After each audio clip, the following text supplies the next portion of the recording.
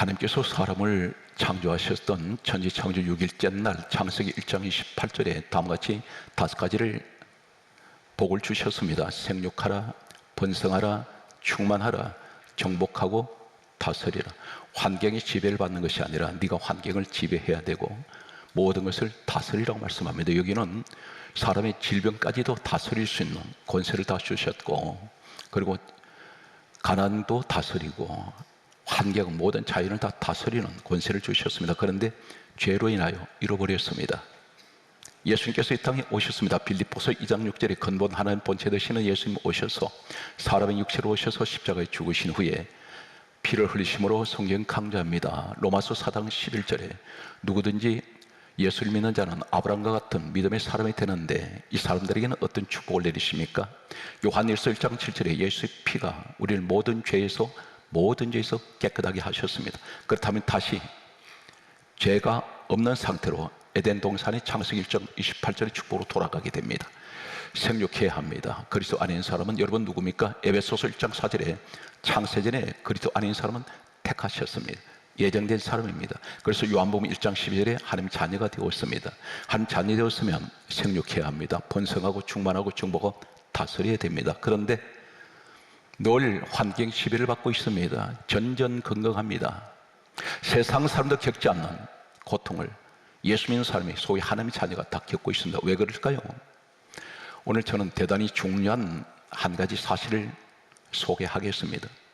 저는 개인적으로 대단히 궁금했습니다. 가나안 땅 들어가면 하나님 다 주신다 했는데 거기 7 족속이 있는데 7 족속을 네가 진멸하라 했었습니다. 네가 쫓아내라 했습니다. 진멸해만 없애버려라. 하나님께서는 공의 하나님이신데 그들을 구원을 시키시라고 말씀하지 않고 왜 다 없애라 하실까요? 오늘 이 사실에 대해서 가나안의 7 족속은 무엇일까요? 바로 우리에게 있습니다. 이것은 과거의 가나안 이야기가 아닌 오늘 현재 나에게 7가지가 있다는 것입니다. 성경을 소개하겠습니다. 이 땅에 태어나서 평생을 살아간 동안에 하나님께서 많은 것을 주셨는데 관리하지 못해서 잃어버렸습니다. 잠시 동안 내게 재물의 축복이 왔습니다. 그런데 그것이 얼마 있지 않아서 다른 사람 손으로 넘어가 버렸습니다. 잃어버렸습니다. 빼앗겼습니다. 지키지 못했습니다. 오늘 이 자리에 그런 분들이 계실 겁니다. 과거에 나는 많은 돈이 있었다고 했습니다. 그런데 지금은 가진 것이 없습니다. 왜 그렇습니까? 잠시 왔다가 거둬버렸습니다. 과거에는 건강했던 사람입니다. 그런데 건강을 잠시 동안 건강했는데 잃어버렸습니다. 가정의 자녀를 보면 이 자녀가 과거에는 한때는 이 아이를 볼 때 참 행복했습니다. 부모에게 근심거리가 되지 않았습니다. 그런데 그것은 잠시뿐이었습니다. 잃어버렸습니다. 왜 그럴까요? 때로는 하나님이 거둬가실 때가 있습니다. 다시 말해서 빼앗아버립니다. 하늘로 가져가시는 것이 아니라 다른 사람에게 줘버린다는 것입니다. 성경은 나중된 자가 먼저 되고 먼저 된 자 나중된다고 말씀하고 있습니다. 우리의 머리털까지도 다 세신받으신 예수님께서 우리 형편 다 알고 계십니다. 오늘 이 사실에 관해서 가나안의 7 족속을 찾아가겠습니다. 저는 이 7 족속에 관해서 대단히 한 사람의 목회자로서 궁금했습니다. 이 사람들을 왜 7 민족을 쫓아내려 하신 이유가 무엇일까? 그리고 진멸하셨던 없애버려라. 이것은 과연 무엇을 의미하는지 과거의 고대 역사 자료를 다 찾게 되었습니다. 그래서 7 민족을 연구하는 가운데 각자 가지고 있던 특징이 있었습니다. 그것이 곧 우리에게 있다는 것입니다. 하나님께서 애굽의 노예로 있던 이스라엘 백성들을 이제 구원하셔서 광야 40년 길을 걷게 하셨고, 그리고 마지막 관문인 가나안 땅 진입하기 직전에 요단강 앞에 서 있을 때 지도자 여호수아에게 다음 같은 말씀을 하셨습니다. 여호수아 1장 3절 말씀에 보게 되면 너희 발바닥으로 밟는 곳을 모두 너희에게 주었노니 이렇게 말씀하셨습니다. 주었다는 것입니다. 너희들 수고할 것 아무것도 없다. 그것을 내가 다 이미 너에게 다 주기로 내가 준비해 두었다 말씀합니다. 여기 7 족속이 살고 있습니다. 그런데 하나님께서는 이 가나안 땅에 관해서 땅 얘기를 계속 하시면서 너 발바닥을 밟는 곳 했습니다. 땅입니다. 흙덩어리입니다. 이 흙의 의미가 뭘까요? 그러면서 계속해서 뭐라고 말씀하시냐면 구약 전체에서 가나안 땅은 약속의 땅이며 젖과 꿀이 흐르는 땅이라 했습니다. 이게 땅 얘기가 또 나옵니다. 이 젖과 꿀이 흐른다는 이 말씀은 똑같은 단어가 구약 39권 전체에 약 18번 똑같이 강조됩니다. 왜 이렇게 하나님께서 강조하실까요? 디모데후서 3장 16절은 하나님께서 모든 성경을 하나님이 감동으로 기록을 하셨던 우리 하나님께서 무엇이 그렇게 가나안 땅이 중요하시길래 이 땅을 이야기하시면서 젖과 꿀이 흐른다 했습니다. 젖이 무엇일까요?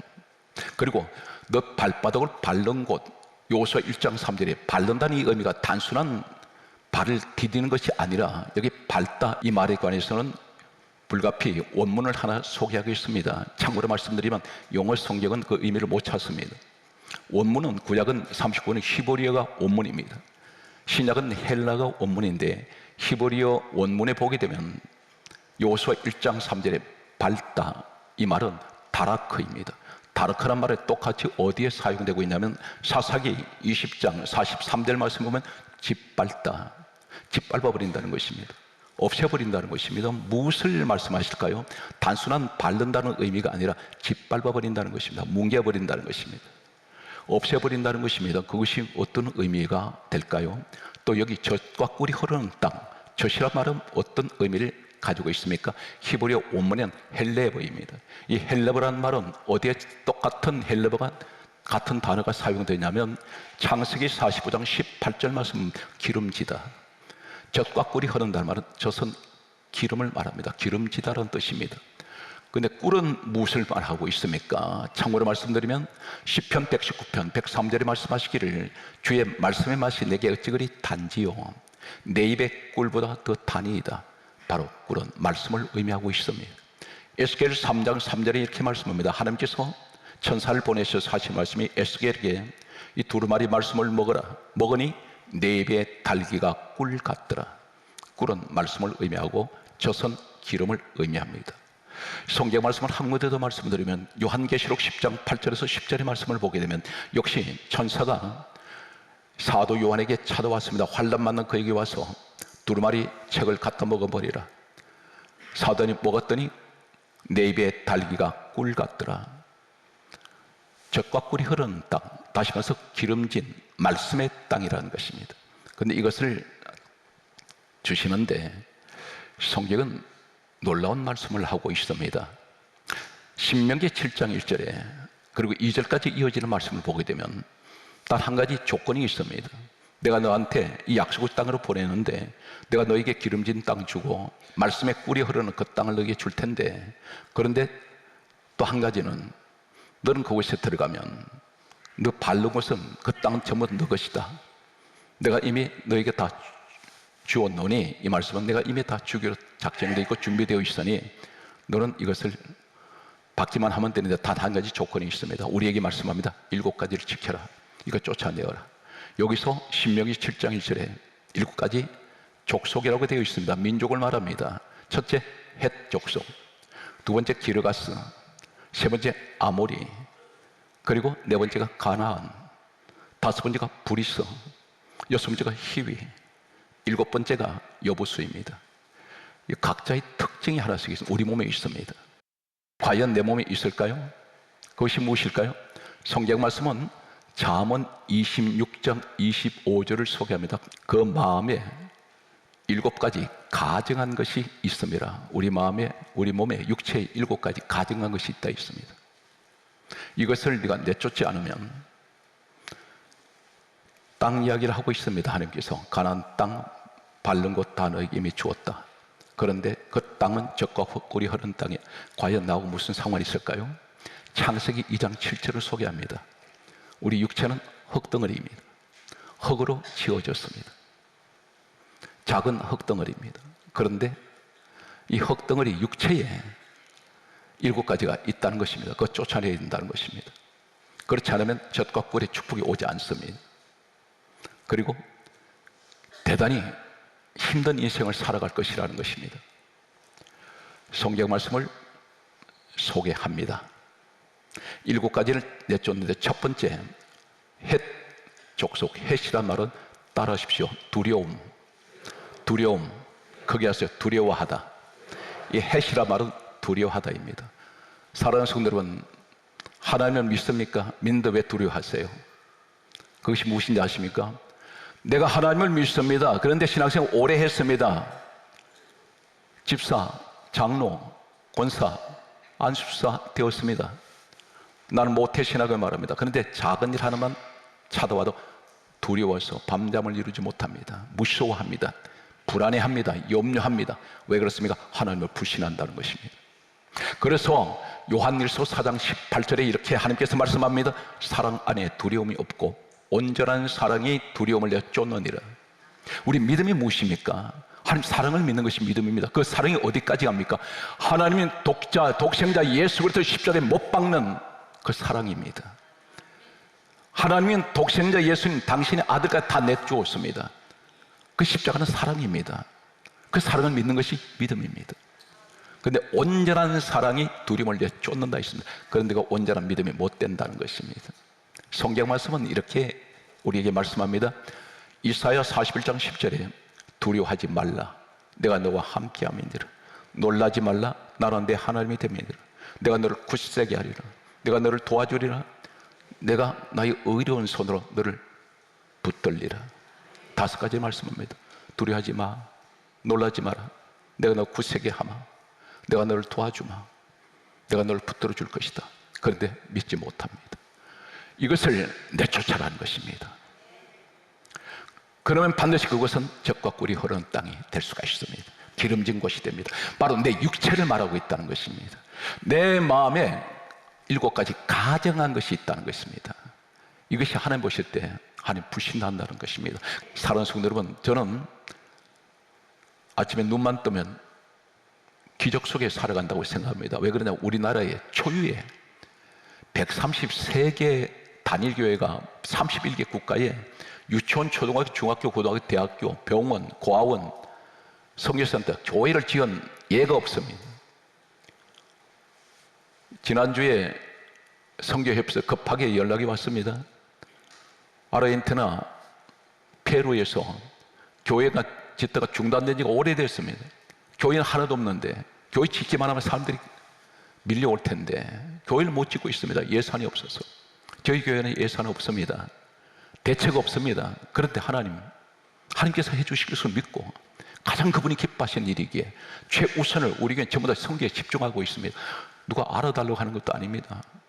짓자마자 다 줘버립니다. 얼굴도 모릅니다. 단 한 가지, 우리 예수님 때문에. 그렇게 기쁠 수가 없어요. 너무너무 기쁩니다. 제가 저희 집사람에 고백했습니다. 이렇게 마음이 기쁠 수가 없다고. 한두 푼이 아닌데 돈은 없는데도 그렇게 짓고 하면 늘 하나님께서 기쁨을 주세요. 이것이 우리 화강교회 기적이요, 축복이요, 사명입니다.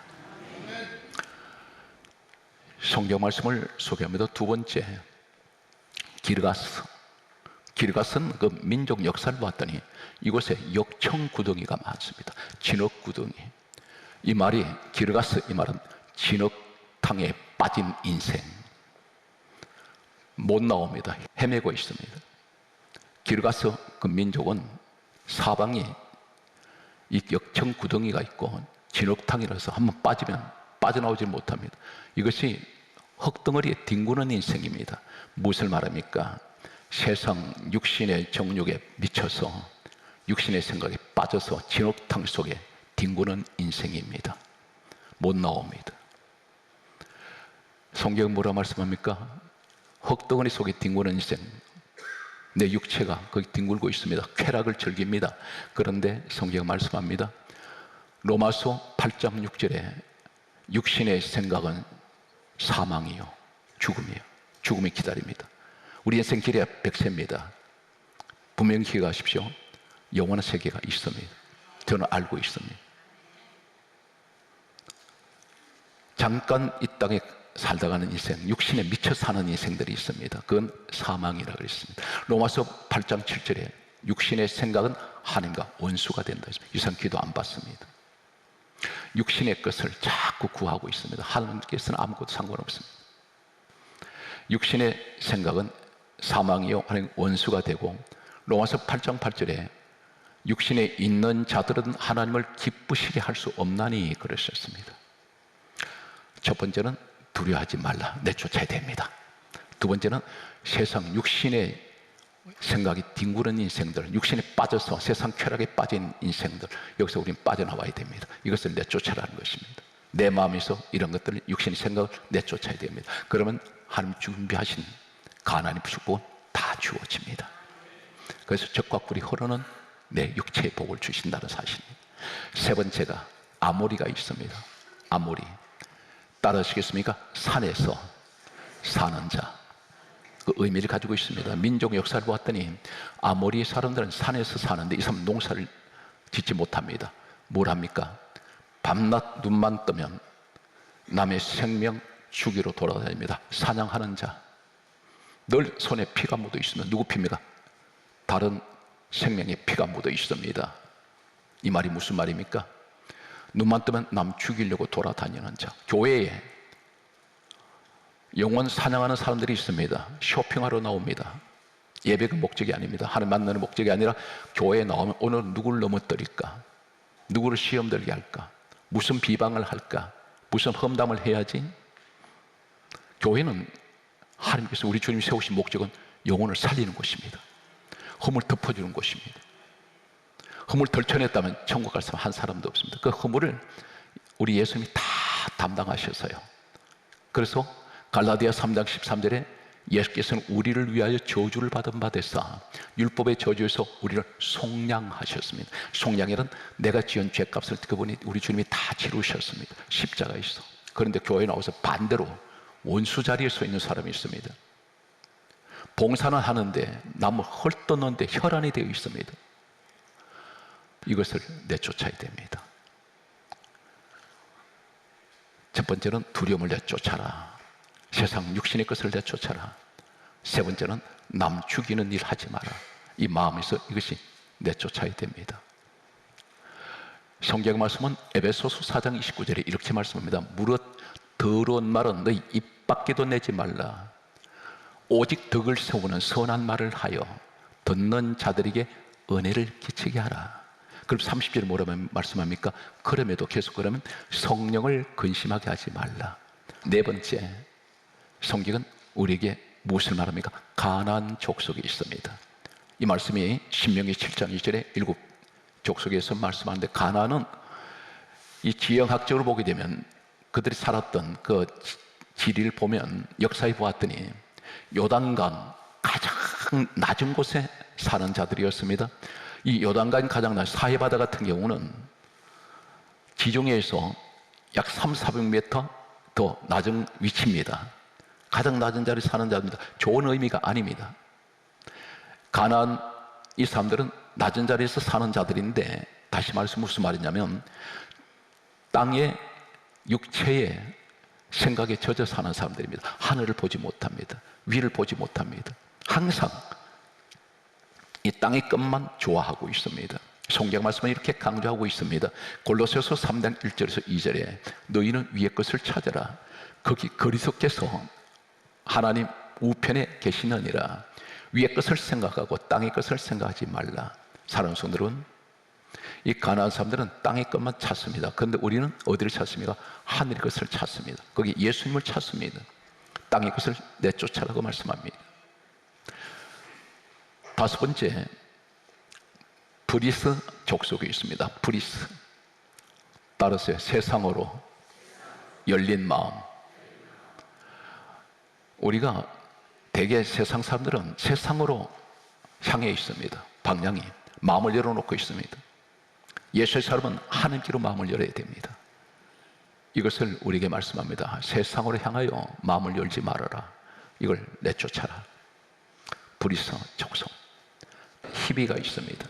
그게 따라서 야영지에 사는 자들, 따라서 변두리에 사는 자들, 그게 따릅니다. 외곽에서 사는 자들. 이들은 중앙으로 들어오질 않습니다. 외곽으로만 맴돌고 있습니다. 흩어져 사는데 항상 사이드 인생들입니다. 외각, 변두리, 야영지, 그들은 어떤 의미를 갖고 있습니까? 예수를 믿는 하나님의 사람들은 하나님 가까이 와야 되는데 일정한 위치에서 두르지 않습니다. 바로 이 자들이 누굽니까? 마당 신자입니다. 하나님들 가까이 가지 않습니다. 기도도 항상 일정합니다. 은혜 생활 더 깊이 두르지 않습니다. 하나님 앞으로 오지 않습니다. 성경 말씀은 이렇게 강조하고 있습니다. 사도행전 3장 2절에 보면 성전 미문에 안전병이가 앉아 있습니다. 사람들이 메고 나왔습니다. 구걸하고 있습니다. 성전에 들어간 사람들한테 돈 달라고 하고 있습니다. 바로 이 안전병이 마당 신자입니다. 바로 이 자가 성전 안에는 들어가지 않고 밖에 와 있습니다. 사도행전 20장 9절에 보면 유두고 청년이 있습니다. 창문에 걸터앉아 있습니다. 걸터앉아 있다가 졸다가 나가 떨어졌습니다. 죽었습니다. 바울이 다시 살려냅니다. 걸터앉는 인생, 세상과 하나님 사이에 걸터앉는 인생, 이것이 중간지대입니다. 대단히 위험합니다. 성경 말씀은 이렇게 강조합니다. 야고보서 4장 8절에 하나님을 가까이 하라. 그리하면 너희를 가까이 하시리라. 사랑하는 성도 여러분, 하나님을 가까이 하십시오. 그래서 이 힙이란 말은 항상 하나님을 멀리하는 자, 우리 이걸 내쫓아야 됩니다. 성경 말씀을 계속 보게 되면 열왕기상 18장 30절에 이 엘리야가 3년 6개월 동안 하늘이 닫혔던 이스라엘 민족에게 비를 하나님께서 내리게 하실 때 첫 시작이 어디입니까? 바로 열왕기상 18장 30절에 우리에게 말씀합니다. 내게로 가까이 오라. 너 조금도 내 앞으로 오너라. 나한테 가까이 하면 무너진 여호와의 단을 수축하라. 여기 수축이라 라파, 치료하다, 고쳐주다, 살려준다는 것입니다.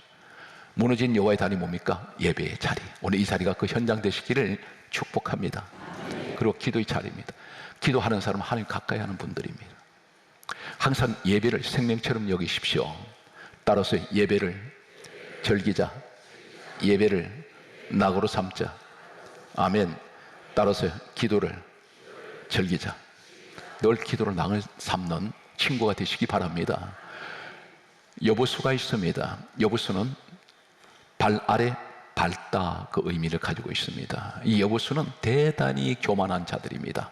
그런데 발 아래 교만을 밟았다는 것입니다. 그런데 이것이 어떻게 되나요? 성경 말씀은 베드로전서 5장 5절에서 8절에 이렇게 말씀합니다. 교만한 자는 하나님이 대적하시되 겸손한 자에게는 은혜를 베푸시느니라. 그런데 이 교만을 발로 밟았더니, 교만을 내쫓아버리고 발로 밟았더니 여기 어디가 됩니까? 역대하 3장 1절에 여부수, 이곳이 하나님의 성전이 세워집니다. 그 성전이 어딘가요? 작은 성전이 있습니다.